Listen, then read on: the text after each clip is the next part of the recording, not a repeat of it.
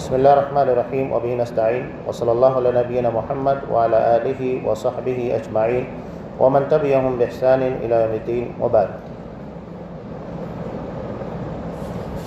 محترم سامعین، نیک نیتی کی بنیاد کے پر جہاں ہمارے اعمال میں اضافہ، درجات میں بلندی ہوتی ہے، اس کے برخلاف اگر ہماری نیتوں میں کھوٹ پیدا ہو جائے، جسے بدنیتی سے تعبیر کیا جاتا ہے، تو اس کا نتیجہ آخرت میں تو ہوگا، دنیا میں بھی ظاہر ہوتا ہے۔ اس کی ایک واضح مثال قرآن مجید کے اندر بیان کی گئی۔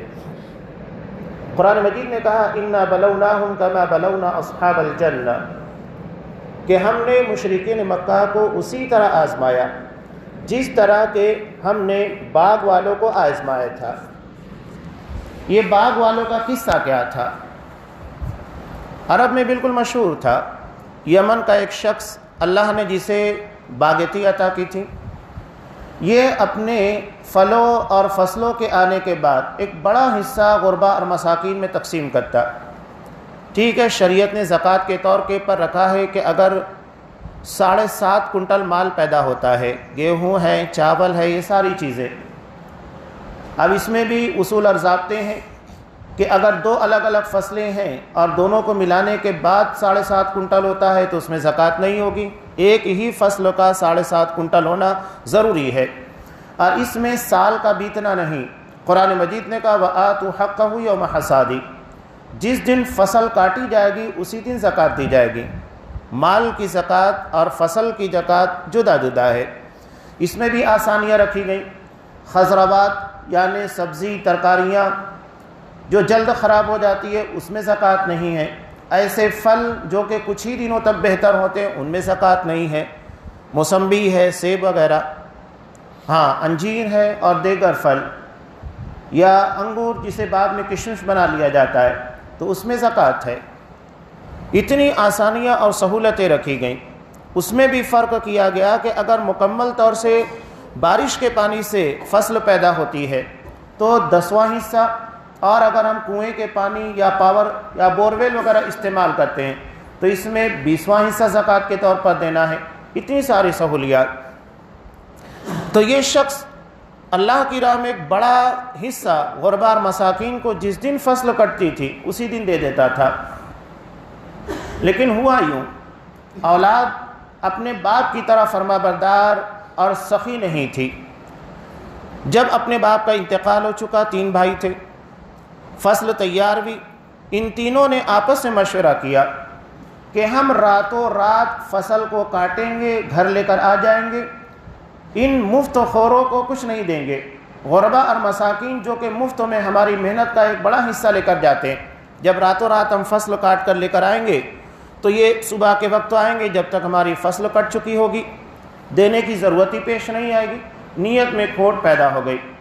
ایک بات ہمیشہ یاد رکھیے گا، ہمارا مال جو کہ غربا مساکین ضرورت مندوں کے پر خرچ کرتے ہیں، اللہ نے یہ حق رکھا ہے، یہ بھیک نہیں ہے، یہ حق ہے، حق للسائل والمحروم۔ مال میں مانگنے والے اور محروم لوگ جو اتنا نہیں کما پاتے جس سے ان کی زندگی کا گزر بسر ہو جائے، یا وہ کماتے ہیں لیکن ایمرجنسی کوئی مسئلہ پیش آ گیا، بیماری کا یا کوئی اور مسئلہ، جس کی وجہ سے انہیں مال دوسروں سے لینے کی ضرورت پیش آ جائے، تو ایسی صورت میں ان کا حق ہمارے مال میں رکھا گیا ہے، وہ اپنا حق لے جاتے ہیں۔ میں ایک واقعہ اکثر بیان کرتا ہوں۔ شیخ توصیف الرحمن حفظہ اللہ یہ کہتے ہیں کہ ایک شخص میری طرف کچھ مانگنے کے لیے بڑھا، تو میں نے ارادہ کر لیا اس کی کنڈیشن کو دیکھنے کے بعد اس کو کچھ نہیں دوں گا، لیکن آنے کے بعد جب اس نے مجھ کو کہا کہ شیخ صاحب اللہ نے آپ کے مال میں میرا جو حق رکھا ہے وہ دیجئے، تو میں نے فوری طور کے پر جیب میں ہاتھ ڈالا، جو بن سکا دے دیا۔ یہ وہ لوگ ہوتے ہیں جو مانگتے وقت تو قرآن کا حوالہ دیتے ہیں، اسے معلوم تھا کہ دوسروں کے مال میں ہمارا حق رکھا گیا ہے، تو ہمیں اللہ نے اگر مال عطا کیا ہے اس میں غربا کا، مساکین کا، ضرورت مندوں کا، ہمارے بیوی بچوں کا، ماں باپ کا، رشتہ داروں کا، پڑوسیوں کا، سب کا حق ہے۔ ایسا نہیں ہے کہ وہ مال ہمیں مل گیا تو ہم اس کے مالک بن گئے، جیسے چاہے خرچ کرے، نہیں، اللہ نے حق رکھا ہے۔ اب ہوا یہ کہ غربا اور مساکین کو محروم کرنے کی مکمل پلاننگ کر لی گئی، نیت خراب ہو گئی، راتوں رات نکلے آپس میں دھیرے دھیرے چپ کے باتیں کرتے ہوئے تاکہ کوئی ہماری آواز بھی نہ سن سکے، لیکن اللہ ان کی بدنیتی کی وجہ سے ان کے کیے کرائے کے پر پانی پھیر چکا تھا۔ ایک فرشتے کے ذریعے بھیج کر پوری فصلوں کو تباہ برباد کر دیا گیا، جلا کر راکھ کر دیا گیا۔ جب یہ وہاں پر پہنچے تو حیران ہو گئے، کہنے لگے یہ تو ہماری کھیتی ہے ہی نہیں، حالانکہ روزانہ دنوں رات وہاں پر آتے تھے، وہ اپنی کھیتی کو نہیں پہچان پائے۔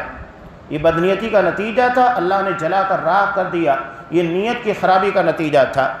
تب ان میں کا جو منجلا بھائی تھا وہ کہنے لگا میں منع کر رہا تھا کہ اس طرح غربا اور مساکین کو محروم مت کرو۔ نبی کریم صلی اللہ علیہ وسلم کی حدیث بھی ہے، بخاری میں ابو داؤد دونوں میں، هل تنصرون وترزقون الا بضعفائکم، کہ تمہاری مدد کی جاتی ہے، اللہ تمہیں رزق دیتا ہے تمہارے کمزور لوگوں کی وجہ سے۔ بیوی کمزور ہے نہیں کما پاتی، بچے کمزور ہیں نہیں کما پاتے، ماں باپ کمزور ہیں نہیں کما پاتے، لیکن یہ کمانے والے کے حق میں دعا کرتے ہیں، اس کے رزق کے لیے اللہ سے برکت کی دعا مانگتے ہیں، اللہ تبارک و تعالیٰ ان کی دعا کی برکت سے ہمیں رزق دیتا ہے، یہ ذریعہ بنتے ہیں۔ جو کمزور لوگ ہیں وہ دعائیں دیتے ہیں، وہ بھی منتظر رہتے ہیں کہ اللہ آپ کے مال میں برکت دے گا تو ہمیں کچھ مل جائے گا، ان کی دعا اور ان کے خلوص کی وجہ سے اللہ ہمارے مال میں برکت دیتا ہے۔ کون کس کے رزق کا ذریعہ ہے وہ پروردگار بہتر جانتا ہے۔ تو منجلا بھائی کہنے لگا میں منع کر رہا تھا، غربا مساکین کا حق مت مارو۔ بہرحال انہوں نے سچے دل سے توبہ کی، اللہ نے بعد میں انہیں عطا کر دیا، یہ توبہ کا فائدہ بھی ہے، لیکن بیک وقت انہیں 3 قسموں کے شدید نقصان سے دوچار ہونا پڑا۔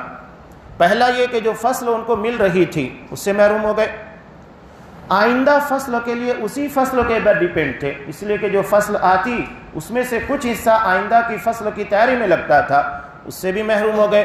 اور تیسرا اور حقیقی اجر غربا اور مساکین پر خرچ کرنے سے جو برکت تھی اس سے محرومی ہوئی۔ اس لیے اللہ کی راہ میں مال خرچ کرنے سے کبھی گریز نہیں کرنا چاہیے۔